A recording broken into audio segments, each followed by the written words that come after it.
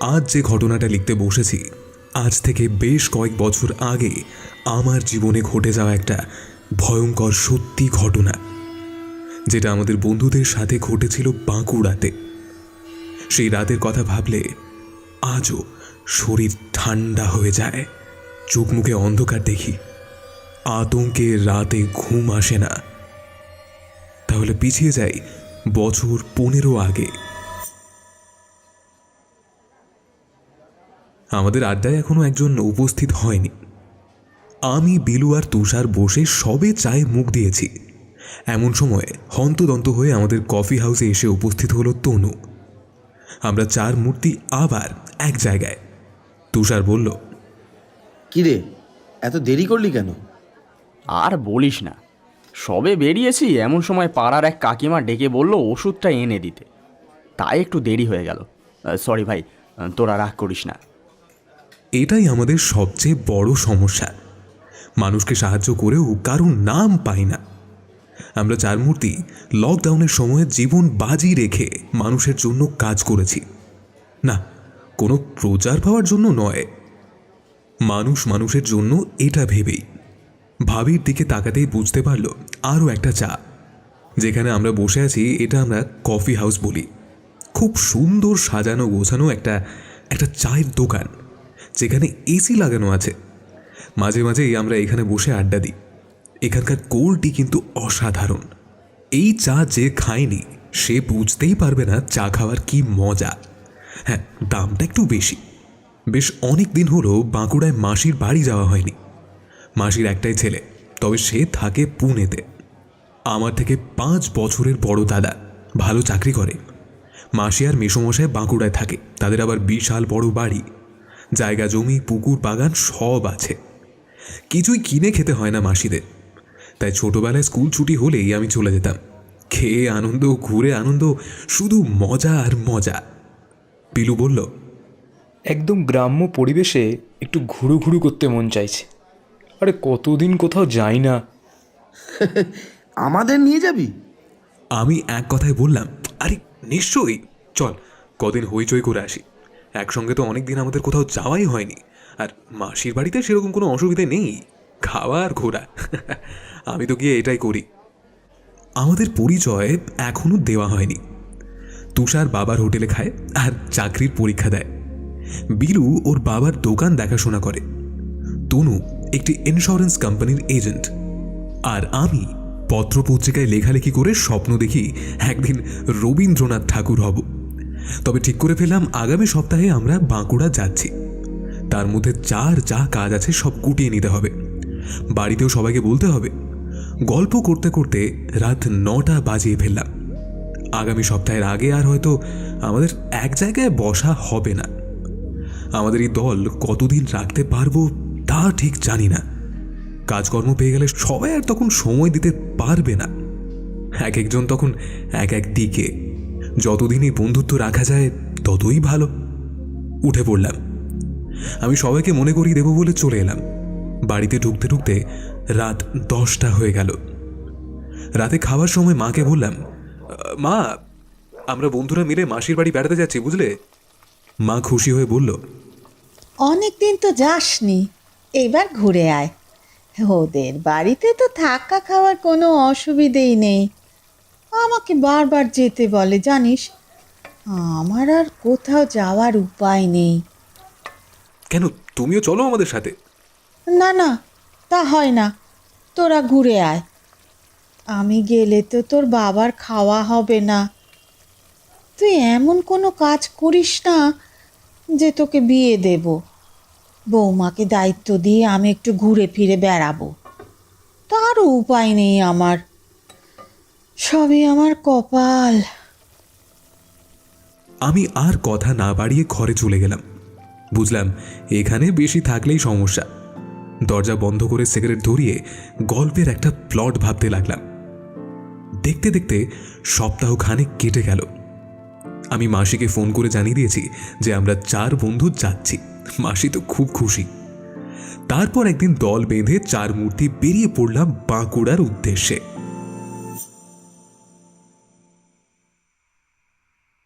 মাসির বাড়ি বাঁকুড়ার শালতোড়া। যখন গিয়ে পৌঁছলাম তখন প্রায় সন্ধে হয়ে গিয়েছে। বীরুর এই গ্রাম দেখেই ভীষণ ভালো লাগলো। মন ভরে বিশুদ্ধ বাতাস নেওয়া যায়। মাসির বাড়িতে অনেক খোলামেলা জায়গা। বিশাল বাড়িতে দুটি মাত্র প্রাণী। মেসোমশায়ের চাষের জমি, পুকুর, ভিটে বাড়ি, এই নিয়ে অনেক সম্পত্তি, আগেই বলেছি যদিও। আর মেসোমশাই হচ্ছেন তার বাবার একমাত্র সন্তান। একেবারে সেই পুরনো দিনের দোতলা বাড়ি। আমরা গিয়ে উঠলাম দোতলার ঘরে। ঠিক হলো আমি আর তুষার একটা ঘরে, আর বিলু, তনু অন্য একটা ঘরে থাকবে। তনুকে আমি নেব না, ও বিশ্রী নাক ডাকে। এ নিয়ে তনুর পিছনে লাগা হলো। ওর বিয়ে হলে ওর বউ পালাবে ওর এই নাকের ডাকের জন্য। ভীষণ রেগে গেল তনু। অপভাষা বর্ষণ করতে লাগলো ক্রমাগত। অনেক কষ্টে আমি ওকে শেষ পর্যন্ত ঠান্ডা করলাম। মাসি এসে বলল, তোদের টিফিন করে রেখেছি, খেয়ে যা, তারপর গল্প করিস। অনেক দূর থেকে এসেছিস, সেই কখন বাড়ি থেকে বেরিয়েছিস বলতো? লুচি, আলুর দম আর মিষ্টির ব্যবস্থা করে রেখেছিল মাসি। এতক্ষণে সবার খিদেও পেয়েছিল খুব। রাক্ষসের মতো সবাই অতটা খাবার একেবারে সাবার করে দিলাম। তারপর চা খেয়ে জমিয়ে তাস খেলতে বসলাম। আমাদের কারো অবশ্যই টিভি দেখার নেশা নেই। বর্তমান প্রজন্ম তো ফোনে ডুবে আছে। কিছুক্ষণের মধ্যেই জমে উঠল আমাদের তাসের খেলা। মনটা সবারই খুবই আনন্দিত। অনেকদিন পর চার মূর্তি আবার একসাথে। জমিয়ে আড্ডা চলছে। দেখতে দেখতে রাত 10টা বেজে গেল। নিচ থেকে মাসির ডাক এলো রাতের খাবার জন্য। কিছুক্ষণের মধ্যেই আমরা নিচে গেলাম। গরম গরম ভাত, মুসুরির ডাল, আলু ভর্তা আর মাছের ঝোল, একেবারে মাসিদের পুকুরের মাছ। রাতের খাওয়া শেষ করে আমরা চলে এলাম আবার ওপরের ঘরে। আসার সময় বলে এলাম মাসিদের শুয়ে পড়তে। আমরা সবাই একটু রাত করেই ঘুমোতে যাই। সিগারেট ধরালো তনু। একটা সিগারেট 4 জন খেলাম। এটাই আমাদের অভ্যেস। একজন সিগারেট ধরালে 4 জন খাবেই। বারান্দায় দাঁড়িয়ে প্ল্যান করে নিলাম আগামীকাল আমরা কোথায় কোথায় যাব। গল্প করতে করতে বেশ রাত হলো। তারপর আমরা ঘরে ঢুকে গেলাম। শুয়ে গল্প করতে করতে কিছুক্ষণের মধ্যেই আমরা সবাই ঘুমিয়ে পড়লাম। মাঝরাতে হঠাৎ ঘুম ভেঙে গেল। দেখি তুষার পাশে নেই। আমি ভীষণ অবাক হলাম। বাইরে বেরিয়ে দেখি তুষার একা একা দাঁড়িয়ে আছে। বললাম, ওই কি রে, ঘুমোচ্ছিস না কেন? আমার ঘুম আসছে না রে। তনুর নাক ডাকার আওয়াজ আসছে পাশের ঘর থেকে। আমি একটা সিগারেট ধরালাম। ঝিঁঝি পোকার ডাক পুরো গ্রামকে মুখরিত করে রেখেছে। রাতের পরিবেশটা এখানে সত্যি ভয়ঙ্কর সুন্দর। তুষার ফিসফিস করে বলল, দূরে ওই মাঠে সে একটা একটা ছায়া মূর্তিকে দেখেছে। আমি বিশ্বাস করলাম না, হাসলাম। কি দেখতে কি দেখেছে কে জানে। তুষার কিন্তু মানতে চাইল না। আমাকে দেখানোর জন্য বলল দাঁড়িয়ে থাকতে। ও পরিষ্কার দেখছে। দূরে মাঠের দিকে চোখ গেল। জ্যোৎস্নার আলোয় পরিষ্কার দেখা যাচ্ছে ঝকঝক করছে সামনের মাঠ। একটা মায়াবী পরিবেশ সৃষ্টি হয়েছে। চোখ ভরে দেখতে ইচ্ছে করছে প্রকৃতির এই রূপকে। হারিয়ে যেতে ইচ্ছে করছে এই জ্যোৎস্নার সমুদ্রে। কল্পনার সাগরে ভেসে গেলাম। মানুষ চক্ষুতে রচিত হলো অন্য এক জগৎ। কবিদের জন্য আদর্শ পরিবেশ। ছন্দেরা খেলা করবে। সমস্যা হলো আমি তো কবিতা লিখি না, শুধু গল্পও লিখি। আমি মনে মনে হাসলাম। বেশ কিছুক্ষণ দুজন দাঁড়িয়ে থাকলাম। কাউকে কিন্তু আর দেখতে পেলাম না। তুষারকে বললাম, এ ভাই, তুই ঘুম চোখে কি দেখতে কি দেখেছিস কে জানে। ও কিন্তু আমার কথা মানতেই চাইল না। আমি ওকে টেনে ঘরে নিয়ে গেলাম। ঘরে গিয়েও তুষার বলছে সে দেখেছে মূর্তিটি মার দিয়ে ওই দিকে কোথায় চলে গেল। আমি বললাম, আরে তোর চোখের ভুল, আমি তো আগেও বললাম তোকে। রাতের বেলা, বিশেষ করে পূর্ণিমা রাতে, ছায়ায় অনেক কিছুই মনে হয়। আর গাছের ছায়ায় তুই কি দেখতে কি দেখেছিস কে জানে। আমি ঘুমিয়ে পড়তে বললাম ওকে। তারপর আমিও কখন ঘুমিয়ে পড়েছি সেটা আর জানি না। সকালে মাসির ডাকে ঘুম থেকে উঠলাম। ঘড়ির দিকে তাকিয়ে দেখলাম 7টা বেজে গিয়েছে। বিলুকে ডাকলাম। তুষার আর তনু তখনও ঘুমোচ্ছে।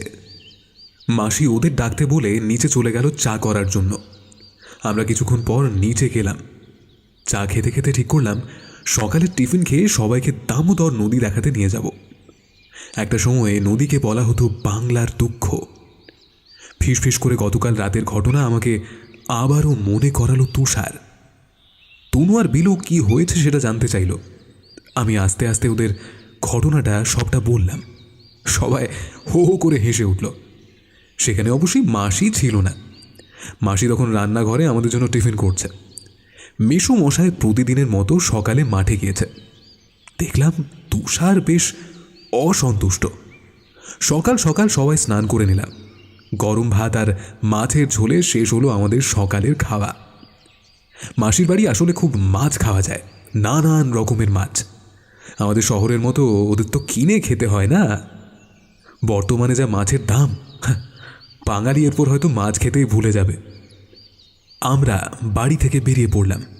মাসিকে বললাম, আচ্ছা মাসি, আমাদের আসতে দেরি হলে চিন্তা করো না, কিন্তু এখানে ফোনের নেটওয়ার্কের বেশ সমস্যা রয়েছে। মায়ের সাথে গতকাল রাতে ওই একটু কথা হয়েছিল। মেসোমশাই এসে খবর দিল দামোদরে জলে মাছ ধরতে গিয়ে জেলেদের জালে উঠে এসেছে আমেরিকার রাক্ষসে কচ্ছপ। আমরা চমকে উঠলাম। তুষার বলল, এই কচ্ছপের নাম তো বাপের জন্মে শুনিনি। এই জন্মে শোন, তুই তো অনেক কিছুই শুনিসনি জীবনে। তনু একটু রাগ দেখিয়ে বলল, এমন ভাব করছিস বিলু, তুই যেন আগে থেকে এই নামটা শুনেছিস। আমি হাসতে হাসতে বললাম, আরে আরে ঝগড়া না করে রেডি হয়ে নে না, না হলে কিন্তু রাক্ষসে কচ্ছপ এই জীবনে আর দেখা হবে না আমাদের। মিনিট 15-র মধ্যে আমরা রওনা দিলাম। কাউকে কিছুই বললাম না। আমার মনটা যেন কু ডাকছে। গতকাল রাতে তুষারের দেখা ছায়ামূর্তি, আবার মেসোমশাই এসে বলল রাক্ষসে কচ্ছপ। এই কী হচ্ছে ঠিক বুঝতে পারছি না।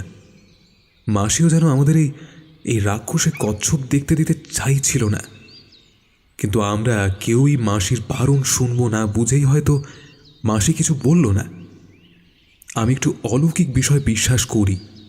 জানি সব প্রশ্নের উত্তর হয়তো পাওয়া যায় না। হেঁটে হেঁটেই আমরা এসে পৌঁছলাম দামোদরের তীরে।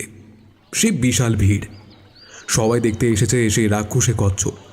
ভিড় ঠেলে ভেতরে ঢুকে কচ্ছপের দিকে তাকিয়ে বুকের ভেতরটা আমার খাঁ খাঁ করে উঠল। সত্যি একেবারে বিশ্রী দেখতে কচ্ছপটা। গা আমার ঘিন ঘিন করে উঠল। দেখলাম শালতোড়া বন দপ্তরের আধিকারিক স্বয়ং এবং তার কর্মীরা উপস্থিত হয়েছেন। তারাই এই কচ্ছপের নাম জানিয়েছেন আমেরিকান রেড ইয়ার্ড স্নাইডার বা আমেরিকার রাক্ষসে কচ্ছপ। তাদের কাছে শুনলাম বাস্তুতন্ত্রের জন্য অত্যন্ত ক্ষতিকারক এই কচ্ছপ। নদী, পুকুর, জলাশয়ের বাস্তুতন্ত্রকে ধ্বংস করে দেয় এই কচ্ছপ।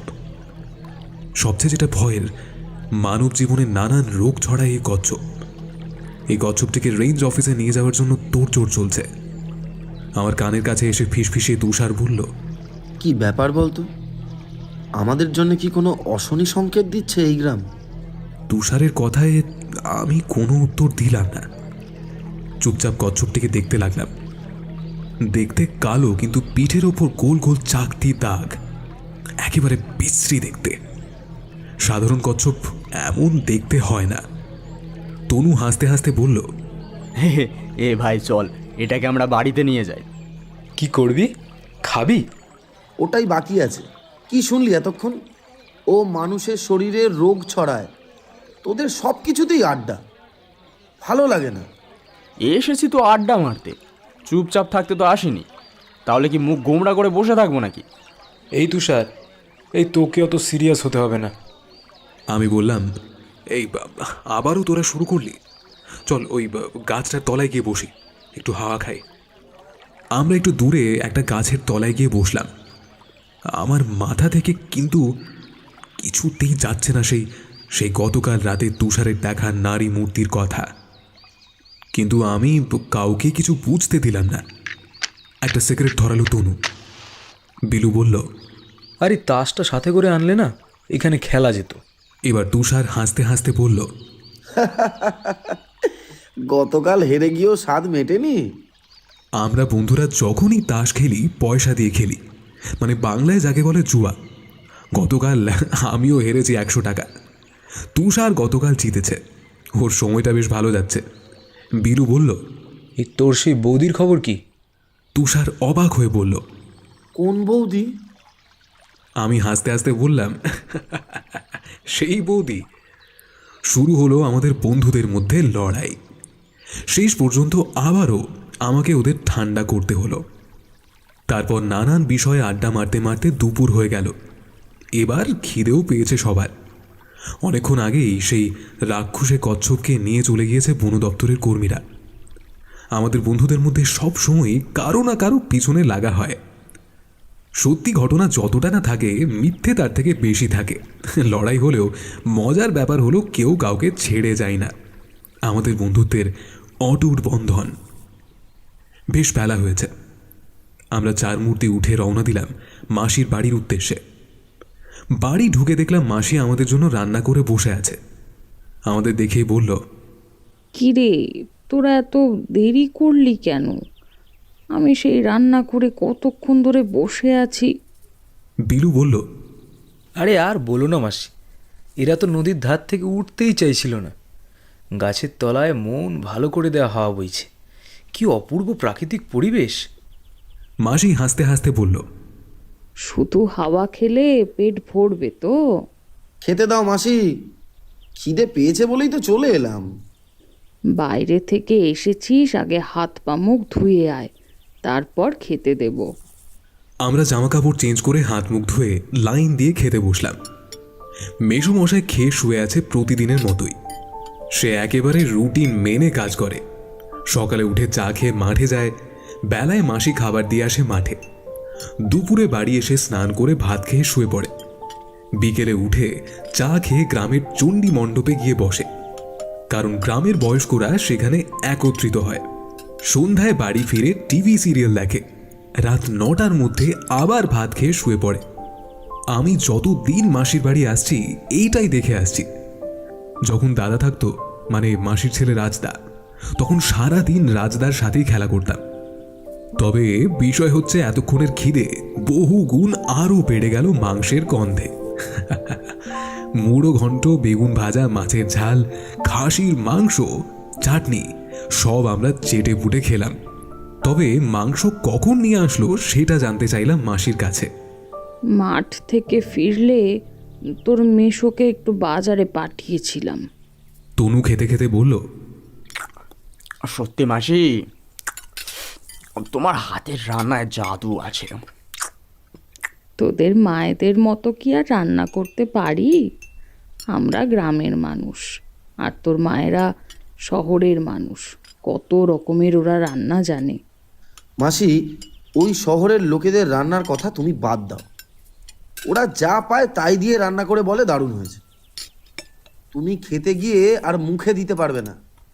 টিভিতে রান্নার অনুষ্ঠানে দেখো না কী সব দেখায়, এমন ভাব দেখায় পৃথিবীর সেরা রান্না। আরে সত্যি বলছি মাসি, তোমার হাতে না জাদু আছে। এই, আমাকে 8-2 পিস মাংস দেবে? এটাই আগে বললেই তো হতো। অত প্রশংসা না করলেও মাসি তোকে মাংস দেবে। সবাই জানে তুই একটু বেশি খেতে পারিস। শুধু তোকে কেন, সবাইকে মাংস দেব। তোদের মেশো খাসির মাংস খায় না, আমাকেও তো ডাক্তার বারণ করেছে খেতে। এতটা মাংস খাবে কে? মাসি সবাইকে আবার মাংস দিল। যে যতটা পারে পেট ভরে খেলো। আমি জানি রাতে আবার নতুন রান্না হবে। এই খাবার রাতে আর দেওয়া হবে না। ছোট থেকেই এটাই মাসির বাড়ির নিয়ম বলে দেখে আসছি। একেবারে চেটে পুটে তৃপ্তি করে খাসির মাংস খেয়ে উঠলাম সবাই। সত্যি খুব সুস্বাদু হয়েছিল। দোতলায় রেস্ট নিতে গেলাম চার মূর্তি। বাঙালি দুপুরে মাংস ভাত খেয়ে বিছানায় পিঠ দেবে না, এটা হতেই পারে না। আমরাও চার মূর্তি শুয়ে পড়লাম। সবেই একটু তন্দ্রা এসেছে। তুষারের হাঁক ডাক, কিরে, সবাই তো ঘুমিয়ে কাদা হয়ে গেলি, চল ঘুরে আসি। তোরা কি এখানে শুধু ঘুমোতেই এসেছিস? আমি উঠে বসলাম। তনুকে বিলু মগে করে জল এনে গায়ে ঢেলে দিল। চিৎকার করে উঠল তনু। আমরা হো হো করে সবাই হেসে উঠলাম। আবারও কাঁচা কাঁচা কিছু অশ্লীল শব্দ বর্ষণ হলো, যা শুনলে যে কেউ কানে আঙুল দেবে। মাথা গরম হয়ে গেলে তনুকে ঠান্ডা করা সত্যি খুব মুশকিল ব্যাপার। আমি অনেক চেষ্টায় ঠান্ডা করলাম। তারপর সবাই বাড়ি থেকে বেরিয়ে পড়লাম। কিছুক্ষণ হাঁটাহাঁটি করার পর একটা জায়গায় এলাম। আমি কখনো এদিকে আগে আসিনি। জায়গাটা বেশ নির্জন, বড় বড় গাছ দিয়ে ঘেরা একটা এলাকা। ছোটোখাটো একটা জঙ্গলের পরিবেশ তৈরি হয়েছে। জঙ্গলটার ভেতরে আমরা আস্তে আস্তে প্রবেশ করলাম। আলো বেশ কম, অদ্ভুত একটা গা ছমছমে পরিবেশ। চারিদিকে কেমন একটা নিস্তব্ধতা বিরাজ করছে। তনু বলল, এই জায়গার কথা আগে কই বলিসনি তো? সত্যি মানে আমিও জানতাম না এমন একটা জঙ্গল আছে মাসিদের এখানে। দাদা তো কোনোদিন আমাকে এখানে নিয়ে আসেনি। আমরা মহা আনন্দে 4 মূর্তি ঢুকে গেলাম বাগানের ভেতরে। বেশ রোমাঞ্চকর পরিবেশ, সবাই খুব আনন্দ পেলাম।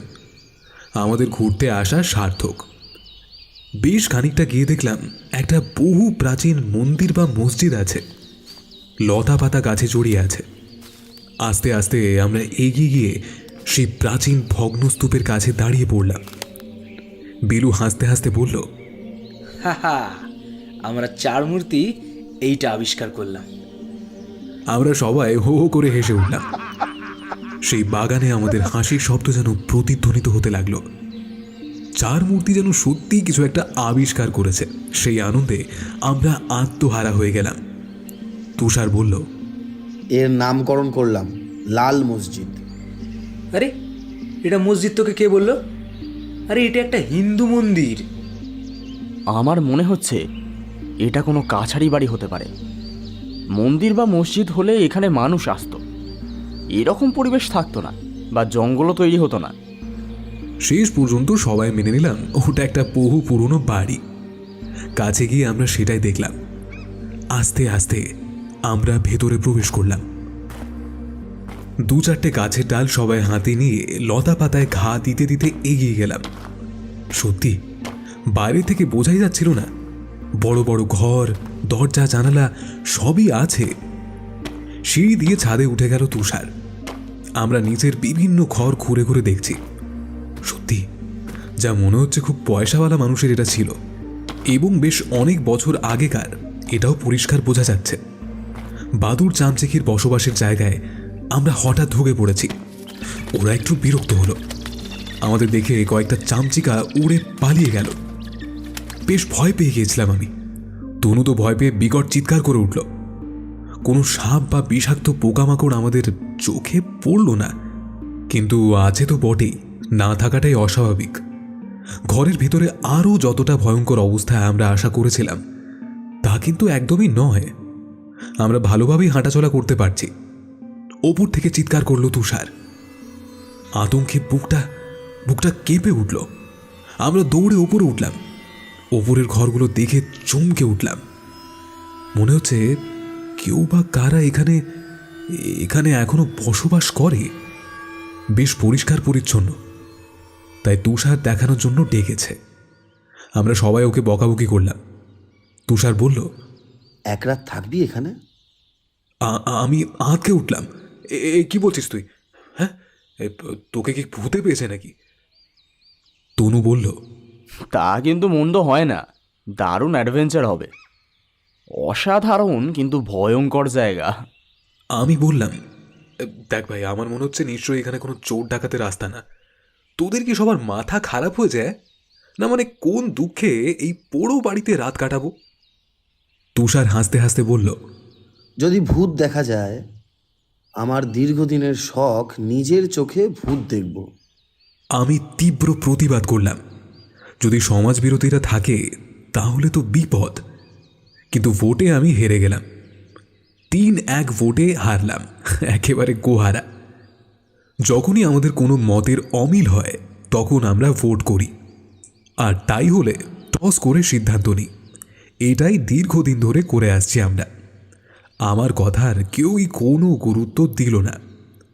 বাধা দেওয়ার জন্য আমি বললাম, মানে দেখ, মাসি তো শুনলে কিছুতেই আসতে দেবে না, তাই না? তখন কি করবি? তুষার বলল, বাড়ি যাওয়ার নাম করে আমরা দুপুরে খাওয়া দাওয়া সেরে মাসির বাড়ি থেকে চলে আসব। আমরা বাড়ি ফিরছি মাসিকে এটাই বলবো, কিন্তু আমরা বাড়ি না ফিরে এই বাড়িতে আসব। রাতে থেকে পরের দিন সকালে বাড়ির উদ্দেশ্যে রওনা দেব। সবাই তুষারের বুদ্ধি শুনে বাহবা দিল, শুধু আমি ছাড়া। আমার বুকের ভেতরে কেন জানি না একটা একটা অজানা আতঙ্ক গ্রাস করল। অস্বস্তি বোধ হতে লাগলো আমার। গতকাল রাতে তুষারের দেখা ওই দৃশ্য, রাক্ষসে কচ্ছপ, আবার এদের এই প্ল্যান আমাকে সত্যি প্রচণ্ড ভীত করল। কিন্তু কাউকে কিছুই বুঝতে দিলাম না, পাছে ওরা আমাকে নিয়ে হাসি ঠাট্টা করে এই ভয়ে। আমি বললাম, আচ্ছা ঠিক আছে, এখন ফিরে যাই, ঘরে গিয়ে কথা হবে। ওই বাগান থেকে বেরোতে বেরোতে বেশ অন্ধকার হয়ে গেল। একটা গা ছমছমে ভাব তখনও অনুভব করলাম, বরঞ্চ আগের থেকে আরও বেশি অনুভব করলাম। দ্রুতই ওদের বের করে আনলাম ওই বাগান থেকে। মাসির বাড়ি যখন ঢুকলাম, সন্ধে অনেকক্ষণ হয়ে গিয়েছে। মাসি বকাবকি করতে লাগলো, অচেনা অজানা জায়গায় কেন আমরা এত রাত পর্যন্ত ঘোরাঘুরি করছি। আমরা বিশেষ কিছু কথা না বলে সবাই ওপরে চলে গেলাম। কিছুক্ষণ পরে মাসি চা আর গরম গরম আলুর চপ আর পেঁয়াজি দিয়ে গেল, সাথে তেল, কাঁচা লঙ্কা আর পেঁয়াজ দিয়ে মাখা মুড়ি। একেবারে রাক্ষসের মতো চার মূর্তি খেতে লাগলাম। সেই দুপুরে সবাই খেয়েছি। এতক্ষণ এত হাঁটাহাঁটি করে সবার প্রচণ্ড খিদে পেয়েছে। সন্ধ্যায় এমন টিফিন বাঙালির ট্রেডমার্ক। বর্তমানে বাঙালি যতই চাউমিন, এগরোল, মোমো খেতে শিখুক না কেন, এই খাবারের ভাগ হবে না। মস্তি করে খাওয়া দাওয়া করে তাস নিয়ে বসলাম। ঠিক হলো, আগামীকাল কি হবে সেটা রাতে খাওয়ার পর ঠিক হবে। তাস খেলতে খেলতে রাত 10টা বেজে গেল। নিচ থেকে ডাক এলো খাবার। আমরা চললাম নিচে। খাওয়া দাওয়া করে যখন ফিরে এলাম, তখন রাত 11টা বাজছে। মেশোর সাথে গল্প করতে করতে এত দেরি হলো। কথায় কথায় জানতে চাইলাম, ওই বাগানের মধ্যে যে বাড়িটি দেখলাম, ওখানে কেউ থাকে না কেন? মাসি বিস্ময় প্রকাশ করে বলল, তোরা কি ওই বাগানে গিয়েছিলি? আমি বললাম, ওই একটু মানে হাঁটতে হাঁটতে গিয়েছিলাম আর কি। আর যেন একদম ওই দিকে যাবি না, ওই বাগানটা একদম ভালো না। গ্রামের কেউই সচরাচর ওই দিকে যায় না, সন্ধ্যার পর তো কেউই যায় না। মেসোমশাই বলল, ওই গল্পগুলো কাল শুনবি, এখন অনেক রাত হয়েছে, আমাকে সকালে উঠে মাঠে যেতে হবে। আমরা সম্মতি জানিয়ে দোতলায় চলে গেলাম। রাতে ঠিক হলো আগামীকাল মেসোমশাইয়ের কাছে ওই বাড়িটির ইতিহাস শুনব। তারপর পরশু আমরা ঠিক করব ওই বাড়িতে রাত কাটাবো কি না। যদি দেখা যায় কোনো সাধারণ কোনো ঘটনা, তাহলে রাত কাটানোর কোনো প্রয়োজন নেই। কিন্তু যদি কোনো রহস্য থাকে, তাহলে আমরা চার মূর্তি রাত কাটাবো। এতে আমরা সবাই রাজি হলাম। এবারে ভোটের ফল হলো 4-0। একটা জিনিস কিন্তু আমি কাউকে বললাম না। রাতে আমি ওই মাঠের দিকে তাকিয়ে দেখব কিছু দেখা যায় কিনা, যেটা গতকাল তুষার দেখেছে। গতকালের মতো আজ রাতেও আমার সাথে তুষার থাকবে, তনু আর বিলু থাকবে একসাথে। সিগারেটের শুকটান দিয়ে সবাই শুয়ে পড়লাম। গল্প করতে করতে কখন যেন নিদ্রা দেবী চলে এলো। চোখের পাতা বন্ধ হয়ে গেল আমার। ঘুমের দেশে চলে গেলাম। হঠাৎ ঘুম ভেঙে গেল একটা বিশ্রী স্বপ্ন দেখে। দেখলাম আজও পাশে তুষার নেই। ভয়টা আরো চেপে বসলো আমার মনে।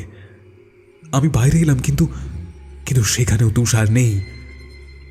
ভাবলাম বাথরুমে গিয়েছে। সেখানে গিয়েও তুষারকে দেখলাম না, নেই। চারিদিক নিস্তব্ধ। শুধু ঝিঝি পোকার ডাক শুনে মনে হচ্ছে পৃথিবী যেন ওরাই পাহারা দিচ্ছে। পাশের ঘর থেকে আজও নাক ডাকার আওয়াজ আসছে। আমি আমি কিছুক্ষণ চুপচাপ দাঁড়িয়ে থাকলাম, তারপর নিচে নেমে এলাম। আমার বুকটা ভয়ে কাঁপছে। বিলু আর তনুকে ডাকলাম না, একা এগিয়ে চললাম। আমার মন বলছে তুষার ওই মাঠের দিকে গিয়েছে। ভাবছি গতকালের দেখা ছায়ামূর্তিকে নিশ্চয়ই আজ আবার দেখেছে তুষার। হাঁটতে হাঁটতে মাঠের কাছে চলে এলাম। না, এখানেও তুষার নেই। এবার আরো ভয় চেপে বসল আমার মনে। আমাকে এবার সবাইকে ডাকতেই হবে। যখনই বাড়ির দিকে যাব, হঠাৎই একটু দূরে চোখে পড়ল কেউ একটা শুয়ে আছে। এগিয়ে গিয়ে ভালো করে দেখি তুষার। গায়ে হাত দিয়ে ডাকলাম, এই কি রে, তুই এখানে কেন? হ্যাঁ, এই এত রাতে তুই এখানে কি করতে এসছিস? বাড়ি চল, সব বলবো। কেমন একটা বিশ্রী গলায় যেন তুষার কথাটা বলল। আমি আর তুষার ঘরে চলে এলাম। কেমন যেন একটু অন্যরকম লাগছে তুষারকে। আমি জানতে চাইলাম, কিরে বল। এবার তুষার বলা শুরু করলো। তুমি ঘুমিয়ে যাওয়ার পর আমি উঠে বাইরে চলে আসি। কেন জানি না আজও ঘুম আসছিল না। গতকালের মতো সিগারেট ধরিয়ে তাকিয়ে আছি মাঠের দিকে। হঠাৎই চোখে পড়ল মাঠে সেই নারী মূর্তিটি দাঁড়িয়ে।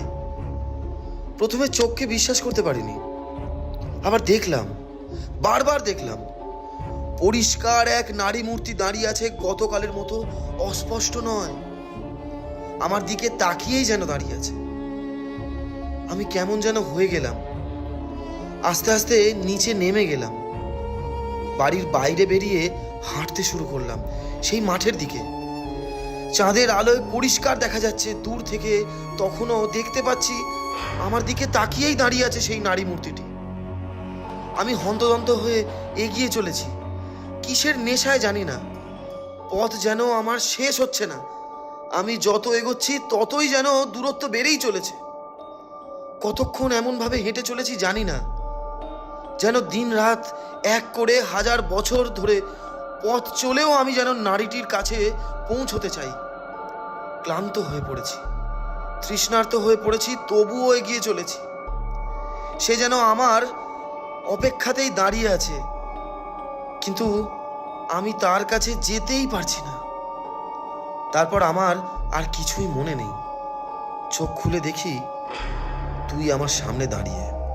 তা তুই একা একা বেরিয়ে এটা তুই একদম ঠিক করিসনি। যদি আমি না যেতাম তাহলে কি হতো বলতো? তোর তো কোনো ক্ষতিও হতে পারতো। ঠিক বলেছিস, খুব ভুল হয়ে গেছে। আমরা গল্প করতে করতে ঘুমিয়ে পড়লাম। আমার মনে কেমন একটা সন্দেহ হলো তুষারকে নিয়ে, তবে ওকে কিছুই বুঝতে দিলাম না। সকালে খাওয়া দাওয়া করে আবার আমরা ওই বাড়ির দিকে বেরিয়ে পড়লাম। গতকাল রাতের ঘটনা আমি আর তুষার ছাড়া এখন অবধি কেউ জানে না। আমরা কাউকে বলিনি। আজ একটা বাজারে এলাম আমরা। বেশ মানুষজন আছে, অনেক রকম জিনিসপত্র বিক্রিও হচ্ছে। সত্যি খুব সুন্দর পরিবেশ। গ্রামের বাজার, সবাই মাটিতে সারি দিয়ে বসে আছে। তনু আর বিলুর দিকে তাকিয়ে তুষার বলল, তোদের একটা ব্যাপার বলা হয়নি। গতকাল রাতে একটা ঘটনা ঘটেছে। গতকাল রাতে কি ঘটেছে সেটা ওদের জানানো হলো। কেন ওদের ডাকেনি ওরা জানতে চাইল। আমি ওদের বুঝিয়ে বললাম। তারপর আমরা বাজার থেকে গ্রামের শ্মশান দেখতে গেলাম। ঠিক হলো গতকাল রাতের ঘটনা কাউকেই বলা হবে না। এই শ্মশানে যেখানে আমরা এলাম সেখানে আমি আগেও এসেছি। বড়ই নিস্তব্ধ। পাখির ডাক ছাড়া আর কোনো আওয়াজ এখানে সচরাচর নেই। গ্রামের শ্মশান চারিদিকে ফাঁকা। কাঠের চুল্লি, একটা ইটের ঘর, কয়েকটা কুকুর ঘোরাঘুরি করছে। বেশ কিছুক্ষণ ওখানে থেকে আমরা তারপর চলে এলাম। শ্মশানটায় বেশ একটা গা ছমছমে ভাব আছে।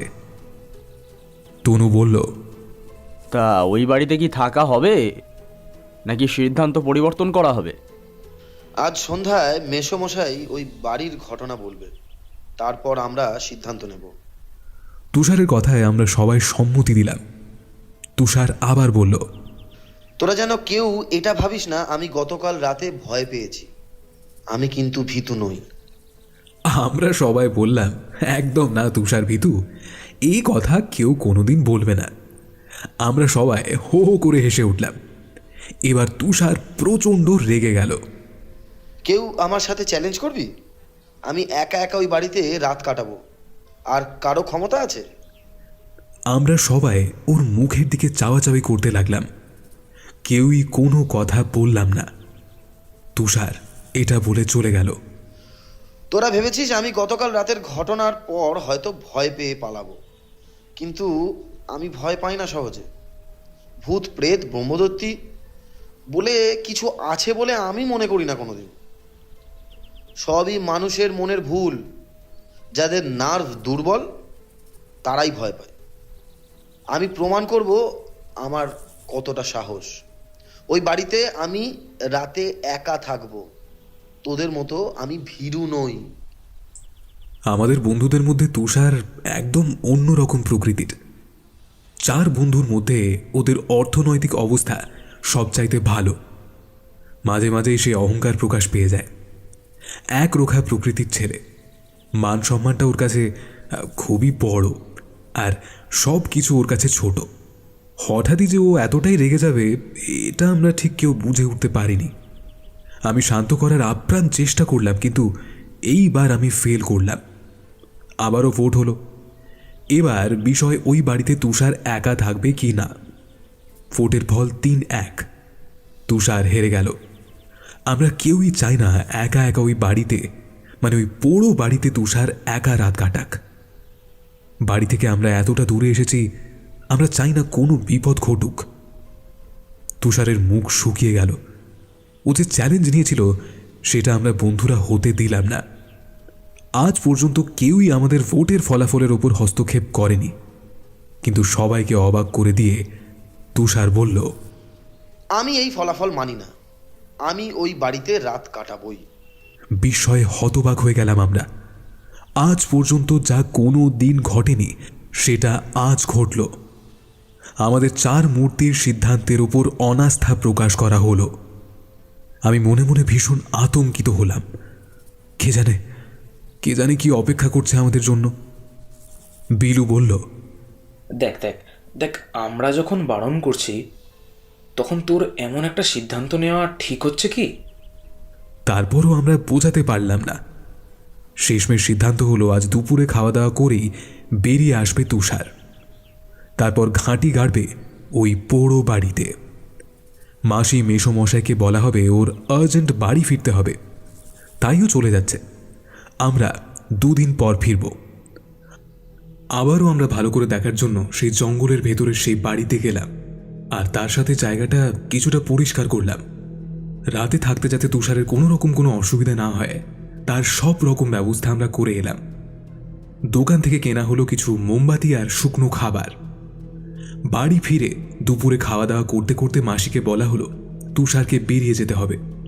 ওর একটা আর্জেন্ট কাজ করতে হবে, না হলে খুব বড় ক্ষতি হয়ে যাবে। মাসি যেন প্রচণ্ড অবাক হলো। আমাদের চোখ মুখ দেখে যেন মেনে নিতে পারছে না এই কথাটা। অনেকক্ষণ পর বলল, কিছুই তো তোদের কথা বুঝতে পারছি না। তোরা 4 জন একসঙ্গে এলি, হঠাৎ কি এমন কাজ পড়ে গেল যে ওকে চলে যেতে হচ্ছে?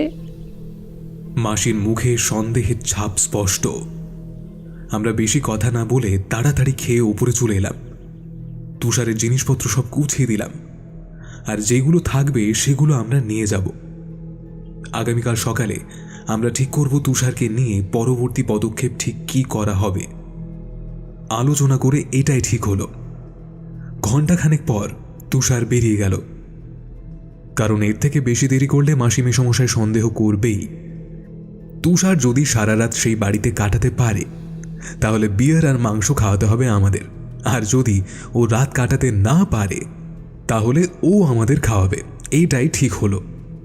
আমরা সারা রাত পালা করে ওর জন্য জেগে থাকব, হাতের কাছে মোবাইল রেখে। ওর কোনো রকম কোনো সমস্যা হলেই ফোন করবে।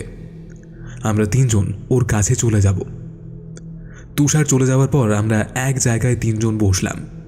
ঠিক হলো আজ বিকেলে কেউ কোথাও যাব না, পারলে আগে ভাগে ঘুমিয়ে নেব, কারণ আমাদের তিনজনকে আজ রাত জাগতে হবে। আমরা ওই বাড়িতে যাওয়ার জন্য আরও একটা শর্টকাট রাস্তা খুঁজে পেয়েছি। খুব অল্প সময়ের মধ্যেই আমরা ওখানে পৌঁছে যেতে পারবো। কোনো বিপদ বুঝলে আমাদের যেতে কোনো রকম সমস্যা হবে না। সত্যি বলতে আমরা তিনজন খুবই দুশ্চিন্তায় থাকলাম, কোনো বিপদ যেন না হয় এটাই ভাবতে লাগলাম। তাস খেলাতেও আজকে আর মন বসল না, ঘুমিয়ে পড়লাম। ঘুম ভাঙল শঙ্খধ্বনিতে, বুঝলাম সন্ধে হয়েছে। চা টিফিন খেয়ে ফোন করলাম তুষারকে। বেশ কিছুক্ষণ চেষ্টার পর ওকে লাইনে পেলাম। কিরে, কি করছিস? এই তো বই পড়ছি, অনেকদিন হলো বইটা আর শেষ করা হয়নি। আজ প্রতিজ্ঞা করেছি এই বইটা শেষ করব। হিমাদ্রি কিশোর দাশগুপ্তের লেখা সাদা বিড়াল। তা কোনো অসুবিধা হচ্ছে না তো তোর? অসুবিধা? কিসের অসুবিধা? দিব্যি ভালো আছে। আচ্ছা, কোনো সমস্যা হলে কিন্তু ফোন করবি, মানে খাবার দাবার দেওয়া আছে, খেয়ে নেবি বুঝলি। আর পোকামাকড় যাতে না আসে তার জন্য যেটা দিয়েছি ওটা বাইরে বের করেছিস তো? তোদের কোনো চিন্তা করতে হবে না, সব ব্যবস্থা করেই রেখেছি। যদি কোনো মানুষও আসে তার ব্যবস্থাও করে রেখেছি। বেশ বেশ, সাবধানে থাকিস। ঠিক আছে ভাই, তাহলে কাল সকালে দেখা হচ্ছে। তোরাও রেডি থাকিস, কবে খাওয়াবি বলে দিস, দেরি করিস না যেন।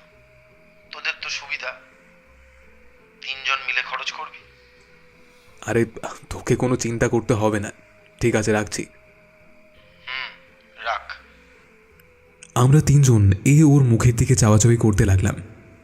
তারপর হো করে হেসে উঠলাম।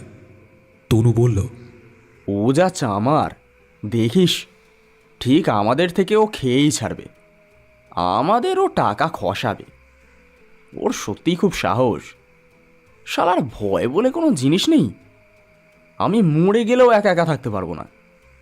তুই ভুল বলিসনি, ঠিকই বলেছিস। গতকাল রাতে ওই ঘটনা ঘটার পর কেউ এমন রিস্ক নেবে না, যে যত বড় সাহসী বলে দাবি করুক না কেন। আমি স্বীকার করছি ভাই, আমিও কিন্তু পারতাম না। কি করেছিস তোরা? চমকে উঠলাম, দেখি মেসোমশাই ওপরে উঠে এসেছে। আমরা তিনজন তাড়াতাড়ি নড়ে চড়ে বসলাম। একটা চেয়ার টেনে নিয়ে বসলো মেসোমশাই। তোরা সবাই এখন অনেক বড় হয়ে গেছিস, তাই এই ঘটনাটা তোদের বলাই যায়। ওই বাড়িতে থাকতেন দিলীপ মজুমদার, তার অনেক ব্যবসা ছিল, এই অঞ্চলে সবচেয়ে ধনী মানুষ ছিলেন। আমি তখন অনেক ছোট, আজ থেকে প্রায় ওই 50 বছরের কাছাকাছি হবে। অতটা তখন বুঝতাম না, বড় হয়ে সব শুনেছি। যে জঙ্গল তৈরি হয়েছে সেটা ওদের বাড়িতেই অনেক গাছপালা ছিল, সেই পরিস্থিতি থেকেই ওই পরিস্থিতি হয়েছে। ওর প্রথম পক্ষে স্ত্রী মারা যায়, কোনো সন্তান ছিল না, এত সম্পত্তি ভোগ করবে কে? ওর থেকে বছর 30 ছোট একটা গরিবের মেয়েকে বিয়ে করে। অপূর্ব সুন্দরী ছিল মেয়েটি। দিলীপ মজুমদার ছিল বাবার একমাত্র ছেলে, তার 3 বোনও ছিল, যাদেরও বড় লোকের ঘরেই বিয়ে দিয়েছিলেন দিলীপবাবু। দিলীপ মজুমদারের বিয়ে করার একমাত্র উদ্দেশ্য ছিল বংশবৃদ্ধি করা। শোনা যায় প্রথম পক্ষে স্ত্রীরও সন্তান হতো না, সেটা সমস্যা ছিল দিলীপ মজুমদারের, কিন্তু তা কখনো মেনে নিতেন না। এরপর নতুন বউ আসার পরে ওই একই সমস্যা দেখা দেয়, কোনো মতে সন্তান আসে না। মাথায় আকাশ ভেঙে পড়ে দিলীপ মজুমদারের। এত বড় সম্পত্তি, এত বড় ব্যবসা বাণিজ্য কে দেখবে? মজুমদার পরিবার নিবংশ হয়ে যাবে, এটা সে কিছুতেই মেনে নিতে পারেনি। শোনা যায় প্রথম পক্ষে স্ত্রীকে হত্যা করেছিলেন সে, সন্তান হয় না বলে। তার কোনো প্রমাণও রাখেননি, শরীর খারাপ বলে চালিয়ে দিয়েছিলেন। ধনী ব্যক্তি, কেউ কিছু বলতে পারেননি, টাকা দিয়ে হয়তো সবার মুখ বন্ধ করে রেখেছিলেন। এবার শুরু হলো আসল সমস্যা। ছোট বউ বাড়ির কাজের লোকের সঙ্গে মেলামেশা শুরু করলো। চাকরকে অনেক টাকা দিয়ে সে চুপচাপ মেনে নিল। প্রথম প্রবল আপত্তি করেছিল ছোট বউ, দিলীপ মজুমদার বারবার বুঝিয়ে রাজি করায়, শেষ পর্যন্ত বাধ্য হয়ে রাজি হয়। ঠিক হলো এই 3 জন ছাড়া আর কেউ জানবে না। যদি চাকর কাউকে বলে দেয় তাহলে ওর জন্য অপেক্ষা করছে মৃত্যুদণ্ড। এই পর্যন্ত সব ঠিকঠাক ছিল, কিন্তু আসল ঘটনা হলো এর পর। আমরা সবাই উৎকণ্ঠার সাথে জানতে চাইলাম কি ঘটলো এরপর। মর্মান্তিক ঘটনা। দিলীপ মজুমদারের ছোট বউ ভালোবেসে ফেললো বাড়ির ওই চাকরকে। সে সরাসরি বলে দিল ওই চাকরের সাথে কুঁড়ে ঘরে গিয়ে থাকবে, সেখানে সম্মান আছে, ভালোবাসা আছে। ততদিন সন্তান পেটে চলে এসেছে, আত্মীয় স্বজন সবাই জানে দিলীপ মজুমদারের সন্তান। আনন্দে আত্মহারা সবাই, খুশির আমেজ সর্বত্র। জমিদার বাড়ির বংশধর আসছে, কিন্তু কিছুতেই ছোট বউ তা মানতে পারছে না। চাকরকে ডেকে বকাবকি করা, হুমকি দেওয়া, সব কিছু করে দিলীপ মজুমদার। চাকরও ভালোবেসে ফেলেছে ছোট বউকে। তারা ঠিকই করে নিল তারা পালিয়ে যাবে, দূরে, অনেক দূরে পালিয়ে যাবে, সুখের সংসার করবে। সুখ দুঃখ ভাগ করে নেবে দুজনে, যেখানে দিলীপ মজুমদারের মতো কোনো অহংকারী অত্যাচারী মানুষ থাকবে না। একদিন রাতে দুজনে পালানোর ছক করে। দিলীপ মজুমদার ছিল খুবই হিংস্র একজন মানুষ। অনেক মানুষকে হত্যা করেছে শুধু পয়সার জন্য, যার কোনো প্রমাণ নেই। সংবাদ ছিল দিলীপ মজুমদারের কাছে। লোক দিয়ে ধরে ওই রাতেই হত্যা করে চাকর আর বউকে। তারপর টুকরো টুকরো করে কেটে দামোদরের জলে ভাসিয়ে দেয়। সবাইকে জানায় চরিত্র খারাপ ছিল ছোট বউয়ের। সে বাড়ির চাকরের সাথে পালানোর সময় গ্রামবাসীরা দেখে ফেলেছে, তাই ও লজ্জায় আত্মহত্যা করেছে। এরপর আস্তে আস্তে দিলীপ মজুমদারের ব্যবসার ক্ষতি হতে থাকে, লোকসান আর লোকসান। মানসিকভাবে ভেঙে পড়ে সে। একটা সময় অসুস্থ হয়ে পড়ে। অনেক ব্যবসা অবৈধভাবে চালাতো, সরকার থেকে সেগুলো বন্ধ করে দেয়। শেষ বয়সে ওই বাড়িতেই আত্মহত্যা করে দিলীপ মজুমদার। তারপর থেকে ওই বাড়িতে আর কেউ থাকে না।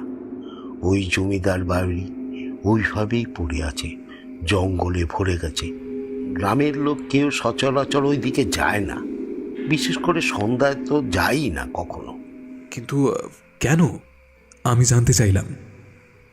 গ্রামের লোক এখনো বিশ্বাস করে ওই রাতে বাড়িতে সেই অশরীরী আত্মারা থাকে। ছোট বউ, চাকর রামু আর দিলীপ মজুমদার। অনেক রাত্রে ওই বাড়ি থেকে কান্নার আওয়াজ শোনা যায়, ধস্তাধস্তির আওয়াজ শোনা যায়। কেউ কেউ তো গ্রামে ওই ছোট বউকে রাতে ঘুরতেও দেখেছে। এত বছর হয়ে গেল এখনো তাদের দেখা যায় বলে গ্রামের মানুষ বলে। ঠিক ব্যাখ্যাও পাওয়া যায়নি। কলকাতা থেকে 2টো ছেলে এসেছিল, তারাও আজ থেকে বছর 20 আগে। তারা ওই বাড়িতে রাত কাটিয়েছিল। লোকে বারণ করা সত্ত্বেও তারা কথা শোনেনি। পরদিন সকালে দুজনের মৃতদেহ পাওয়া যায় ওই বাড়ি থেকে। আমরা 3 জনের মুখের দিকে তাকিয়ে চাওয়াচাওয়ি করতে লাগলাম। নিচ থেকে ডাক আসছে অনেকক্ষণ। মেসোমশাই কোনোদিন রাত করে না খেতে, মাসি তাই বারবার ডাকছে। ঘড়িতে টাইম দেখলাম 11টা বেজে গিয়েছে। আমাদের মুখ শুকিয়ে গিয়েছে দেখে মেসোমশাই বলল, কি রে, তোরা কি খুব ভয় পেয়েছিস নাকি? আমি আমি ঢোক গিলে বলতে শুরু করলাম তুষারের সমস্ত ঘটনা। রাতের ওই মাঠে দেখা ছায়ামূর্তি, পরদিন মাঠে অজ্ঞান হয়ে পড়ে থাকা, ওই বাড়িতে ঢুকে আমাদেরও মনে হয়েছে কেউ থাকে। তারপর আমাদের চ্যালেঞ্জ, আর আজ রাতে তুষার ওখানে। ও বাড়ি যায়নি। সন্ধ্যায় ওর সাথে ফোনে কথা হয়েছে। মেসোমশাইকে সবটা খুলে বললাম। মেসোমশাই শুনে চমকে উঠলেন, তারপর বললেন, আগে ওকে ফোন কর। আমি ফোন করলাম কিন্তু লাইনে পেলাম না। 1 বার 2 বার 3 বার মেসোমশাই উঠে বললেন, তাড়াতাড়ি চল, ওই বাড়িতে যেতে হবে।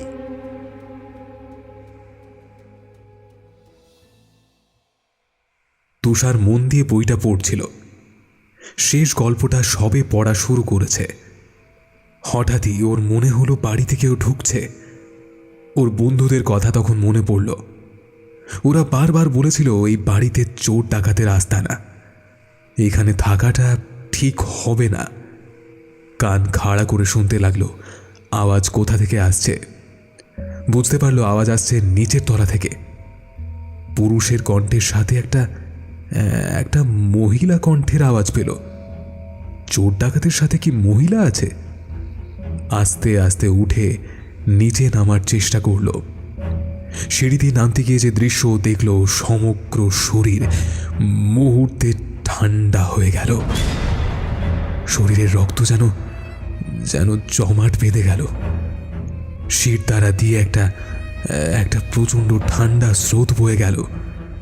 বিভৎস দেখতে 3 মূর্তি। একবার তাকালে শরীরের রক্ত সব ঠান্ডা হয়ে যাবে। কিছু একটা বিষয় নিয়ে তর্কাতর্কি চলছে।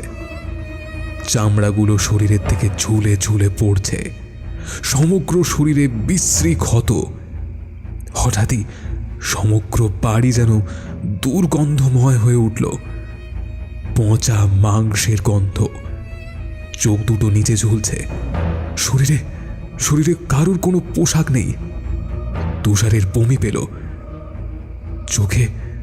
চোখে অন্ধকার দেখল। তারপর মাথা ঘুরে গেল। তুষারকে দেখতে পেয়ে বিভৎস সেই মূর্তিগুলো এবার তুষারের দিকে এগিয়ে আসতে লাগলো। বিকট চিৎকার করলো তুষার।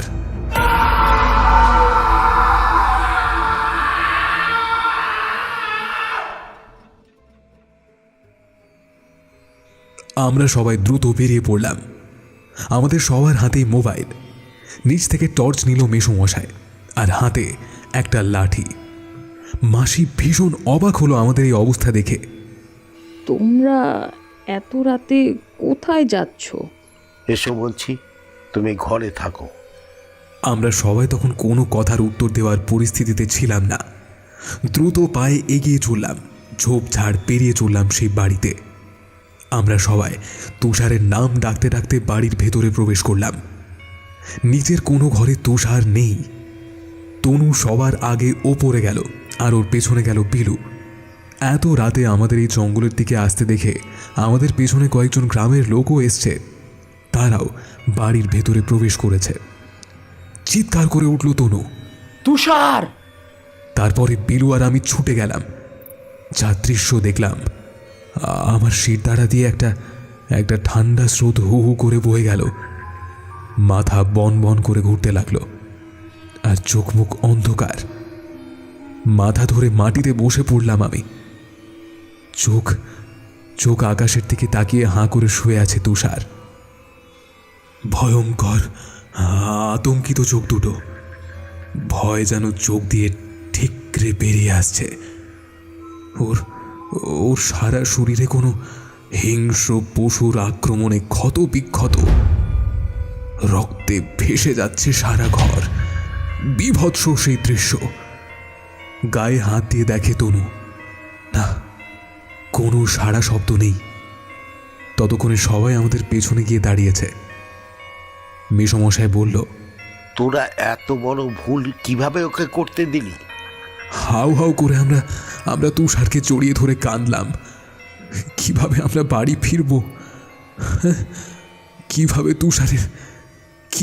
তুষারের বাড়ি এই সংবাদ পৌঁছে দেব আমরা? কোনো কিছুই মাথায় আসছে না। গ্রামের লোক থানায় খবর দিল। এখানে যে কোনো ভয়ঙ্কর জন্তু আছে গ্রামের লোকেরা মানতে চাইল না। তাহলে এই অবস্থা কে করল? প্রায় ঘন্টা 2 পর পুলিশ এলো। তখন মাঝরাত। পুলিশ লাশ তুলে পোস্টমর্টম করতে নিয়ে গেল, আর তার সাথে আমাদের 3 জনেরই সেই রাতে ঠাঁই হলো লোকাল পুলিশ স্টেশনে। মাসি ততক্ষণে এসে কান্নাকাটি শুরু করেছে। আমাদের কান্না কোথায় যেন আটকে গিয়েছে। আতঙ্ক তখনও আমাদের পিছু ছাড়েনি। দাদাকে ফোন করেছে মেশো। দাদা থানায় ফোন করেছে। সারা রাত লকআপে থাকলাম আমরা। পরদিন সকালে আমাদের পুলিশ ছেড়ে দেয়। মেসোমশায় অনেকের সাথে যোগাযোগ করে সেই রাতেই। ওই রাতেই ফোন চলে গিয়েছিল আমাদের বাড়িতে। মা বাবা সবাইকে জানায়। ভোরবেলায় ওরা বেরিয়ে পড়ে, আর আমরা ফিরে যাই মাসির বাড়িতে। পুলিশ বলেছে পোস্টমর্টম রিপোর্ট না আসা পর্যন্ত আমরা কোথাও যেতে পারবো না। মেশো বারবার আক্ষেপ করে বলছে, তোরা যদি আর একটু আগে আমাকে বলতিস, এই ঘটনাটা ঘটতো না। আমাদের চার মূর্তি ভেঙে গেল রে। কোনো উত্তর দেওয়ার ভাষা খুঁজে পেলাম না। বাড়িতে নতুন করে কান্নাকাটি শুরু হলো। আমাদের সবার পরিবারের লোকজন চলে এসেছে। তুষারের বাবা মায়ের সামনে আমরা আমরা যেতেই পারলাম না। আমরা আমরা গৃহবন্দী থাকলাম। ছেলেটার জেদ, ওই জেদের জন্যই আজ এই পরিস্থিতি তৈরি করলো। ততক্ষণে পোস্টমর্টম রিপোর্ট চলে এলো। কোনো জন্তুর আক্রমণেই মৃত্যু হয়েছে, কিন্তু ওখানে এমন কি জন্তু আছে সেটাই কেউ খুঁজে পেল না। আজ এত বছর পরও ঘটনাটা আমার কাছে ছবির মতো পরিষ্কার। ওই বাড়িতে এখনো অলৌকিক ঘটনা ঘটে, যা আমরা নিজে চোখে দেখে এসেছিলাম। এটাকে কিভাবে ব্যাখ্যা করব তার কোনো উত্তর আমার কাছে নেই। আজও এই পৃথিবীতে এমন অনেক ঘটনা ঘটে, তার সঠিক ব্যাখ্যা পাওয়া যায় না। আমাদের সাথে ঘটে যাওয়া ঘটনা মন থেকে মেনে নিতে পারিনি। আজও আতঙ্ক আমাদের পিছু ছাড়ে না। যতদিন বেঁচে থাকব, এই অভিজ্ঞতা আমরা তিন বন্ধু কখনোই ভুলব না। আমাদের চার মূর্তি আজ আর নেই। জীবনের সবচেয়ে ভয়ঙ্কর অভিজ্ঞতার সাক্ষী হয়ে রইলাম। শুধু একটা কথার উত্তর আজও পেলাম না, ওই বাড়িতে তুষারকে কি কেউ ডেকে নিয়ে গিয়েছিল?